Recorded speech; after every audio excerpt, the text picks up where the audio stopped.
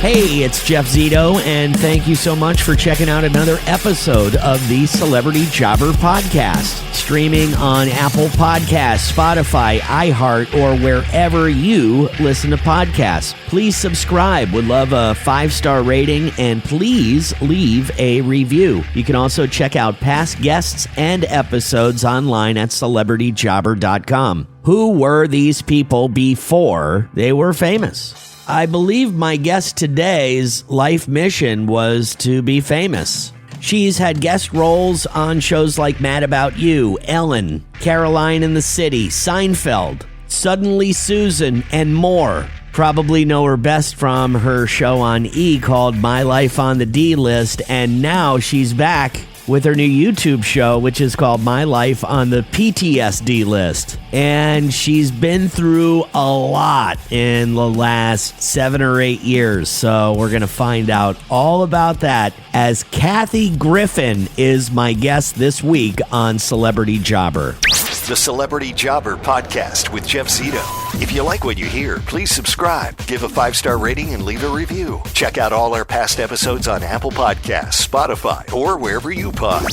What if these celebrities weren't famous? What would they have become? What was their first job? We're about to find out. Hello, Kathy.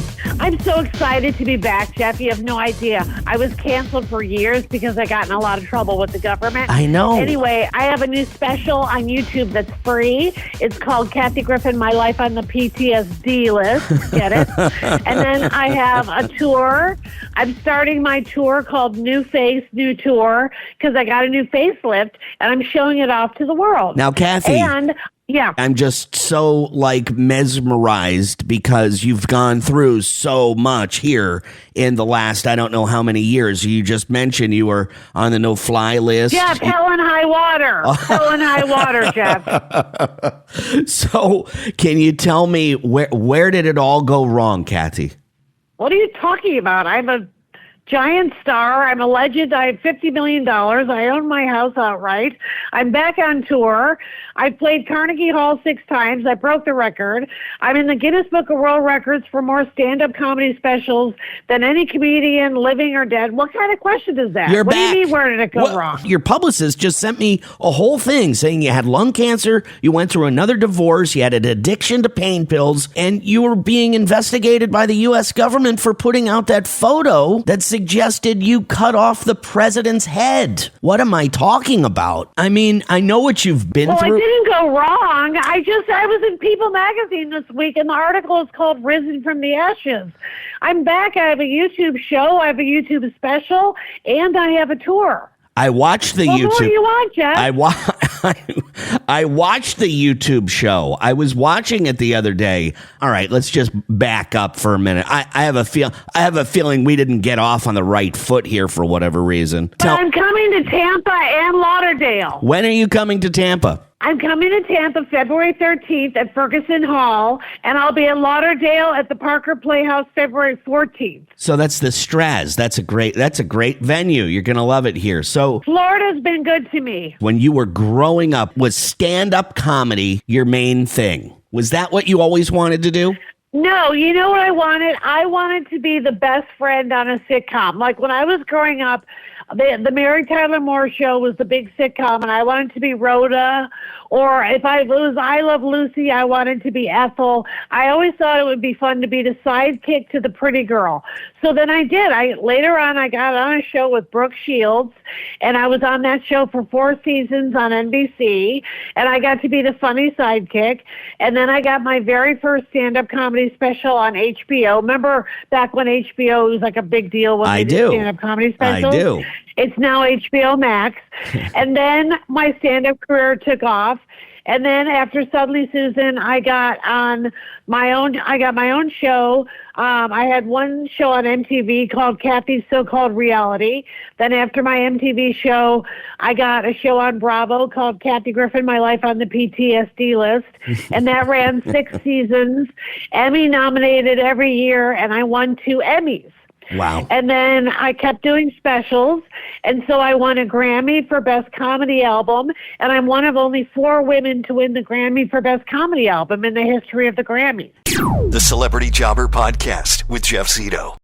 The Celebrity Jobber Podcast with Jeff Zito. Now, when you grew up in Illinois, you said you wanted to be the best friend on a sitcom. When you were in college, what was your major? Did you major in theater? Did you major in show business? I didn't go to college. I graduated high school and started doing commercials. I had a worker's permit. I wasn't even 16. My first commercial was in Chicago, which is where I'm from, and it was for the Chicago White Sox. Somebody found it and they put it on YouTube, Jeff. It's hilarious because I don't have it. Right. But somebody found it, and I'm a teenager, and I'm in the stands of a White Sox game, and I'm playing their theme song on a kazoo, and that was my first union paying commercial gig. And so I did commercials for years, and then I finally got on a sitcom. But before I got on a sitcom, I did guest spots on Seinfeld, Mad About You, ER, Ellen, which that one wasn't fun. Of all the sitcoms I've been on, when I was on Ellen, it was oh, that one. How come? But the other ones were fun. How comes Ellen wasn't? You know her. She's a pill. She's a pill. She's a pill. You know that expression, a pill? Yeah. My mom used to use that expression.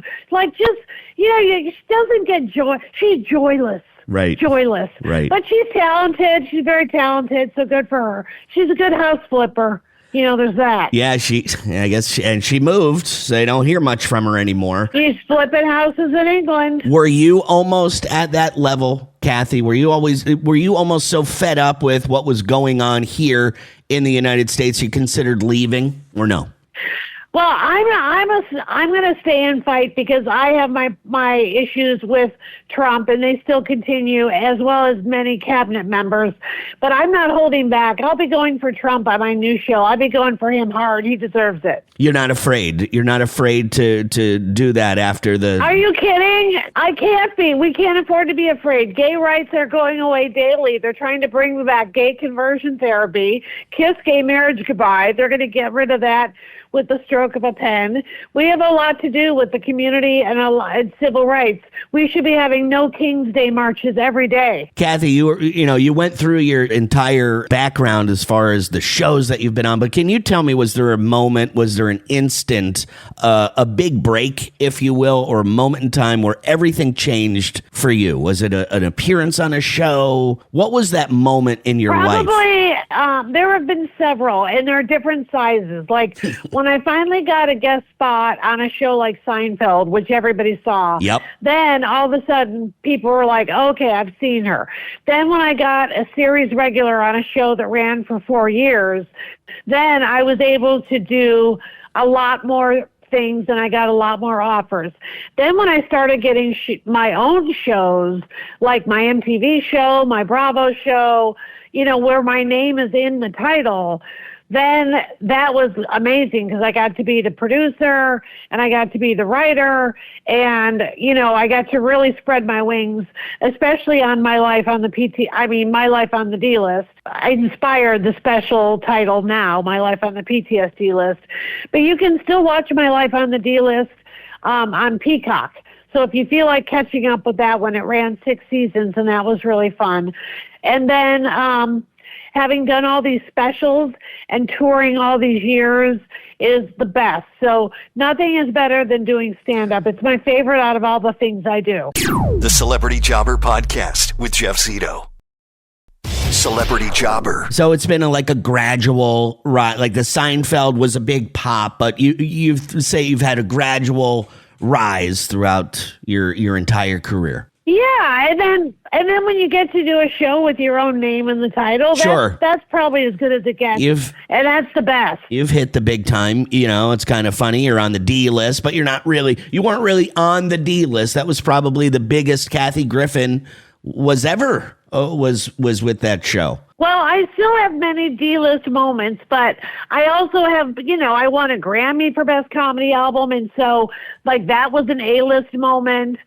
But, I still have D-list moments, and I make fun of those to this day because in my mind, I'm lucky enough to do what I do, but I still feel like an outsider looking in, and that's where I find my comedy. And Kathy, you've gone through a lot of stuff here in the last few years. Is kind of where I was going. Oh, yeah. In the beginning, this is where I was kind of going, and then we went off target here. But I'm just saying things didn't go well for you in the last 5 years. You've had problems with cancer, a marriage. Tell me.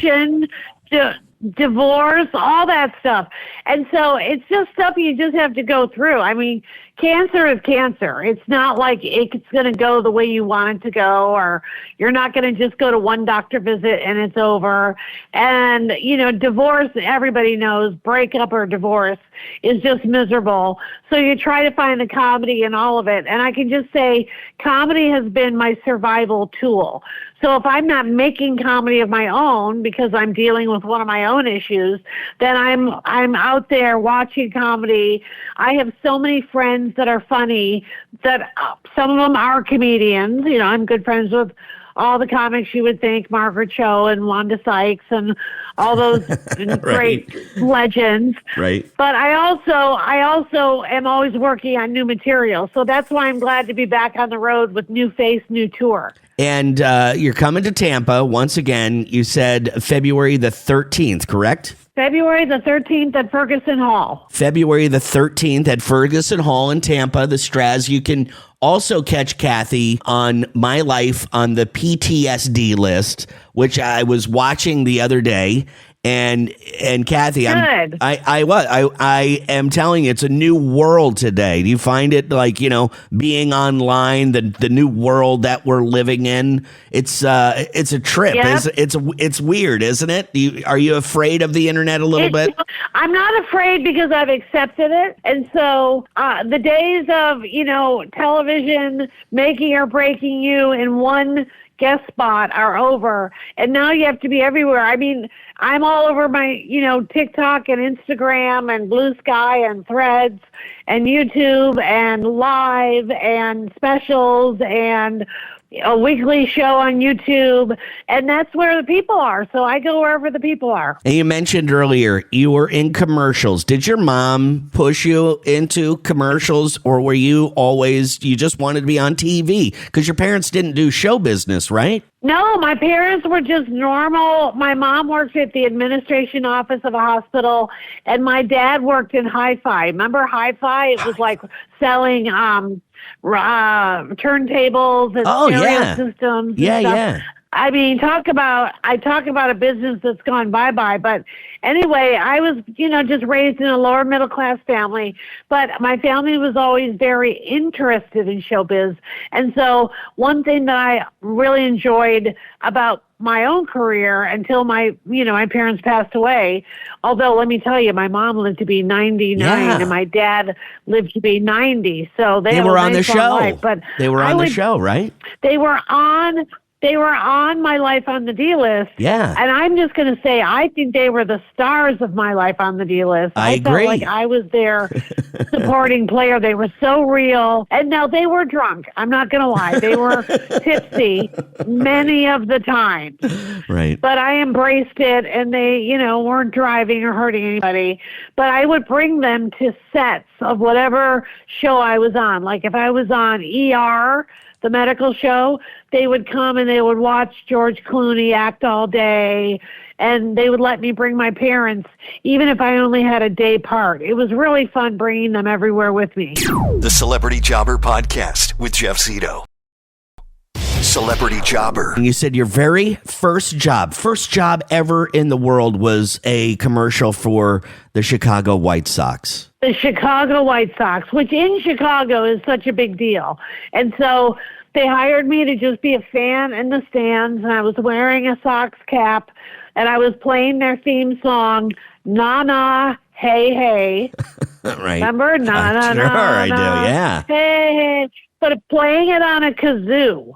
and then they zoomed in on me, and that's how I got my SAG-AFTRA union card. So go Union. Unbelievable. February 13th, Ferguson Hall. That's the Straz Center in Tampa. But you can also go to kathygriffin.com/tour. She'll be not only in Tampa, but also in Orlando. She'll be in Fort Lauderdale. I tell you what, you're pretty busy, and I wish you nothing but the best. Even though in the beginning, I didn't think things were going to end like this. I'm really happy we made it this far, it's Kathy. It's a love fest. It's a love fest. I'm really happy things turned out the way they did. And listen, I know you've been through a lot, and I know the comedy is great. It's great therapy, but keep doing what you're doing, and I think you've got a lot of people behind you. Well, I appreciate it, Jeff, and thank you for being so sweet. And come see me in any one of the shows, but I have to warn you, I'm probably not going to be kind to Ron DeSantis. Okay. Are you looking at all to get a man in your life? Well, not Ron DeSantis, I can tell you that much. But